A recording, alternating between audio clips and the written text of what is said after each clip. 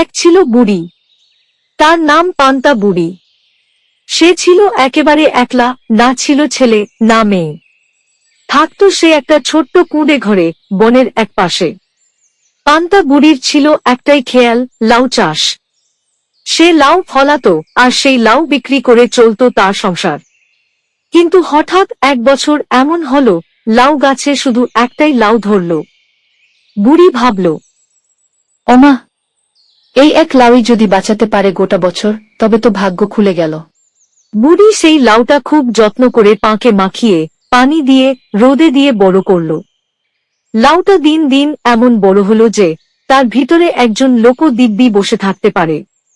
পান্তা বুড়ির মাথায় দুষ্টু বুদ্ধি চাপল। সে লাউটা কেটে খাবে না, বরং নিজের জন্য লাউয়ের ভিতর একটা আশ্রয় বানাবে। বুড়ি লাউ কেটে ভিতরটা ফাঁকা করল, সেখানে পাটের বিছানা পাতল, একটা ছোট্ট লণ্ঠন রাখল, আর ঢাকনা লাগিয়ে মিষ্টি করে বলল, এই তো আমার নতুন বাড়ি।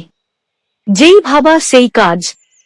রাত হলে বুড়ি লাউয়ের ভিতরে ঢুকে ঘুমোয়, দিন হলে বেরিয়ে আসে। একদিন যখন বুড়ি ঘুমোচ্ছিল লাউয়ের ভিতরে, হঠাৎ একখানা বাঘ এসে হাজির। বাঘটা বেশ কদিন কিছু খায়নি। গন্ধে বুঝল এই লাউয়ের আশপাশে কিছু একটা আছে। বাঘটা গর্জে উঠল। এই লাউয়ের ভেতরে কে আছে রে? ভেতর থেকে বুড়ি বলল, আমি পান্তা বুড়ি, ভাত খাই পান্তা, লাউয়ের ভিতরে থাকি, বাঘ দেখলে চাবি মুড়ি। বাঘ শুনে চমকে গেল।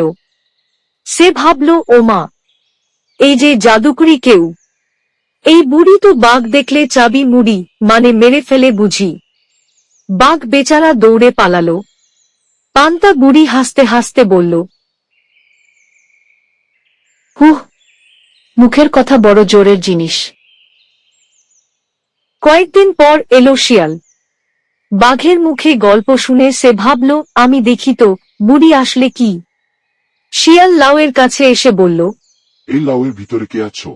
বুড়ি আবার বলল, আমি পান্তা বুড়ি, ভাত খাই পান্তা, লাউয়ের ভিতরে থাকি, শিয়াল দেখলে কান মুড়ি। শিয়াল তো ঘাবড়ে গেল। কান মুড়ি মানে কানের দণ্ড। এই ভেবে সেও পালালো। এভাবে এলো ভালুক, হাতি, চিতাবাঘ, সবাই পালিয়ে গেল পান্তা বুড়ির বুলি শুনে।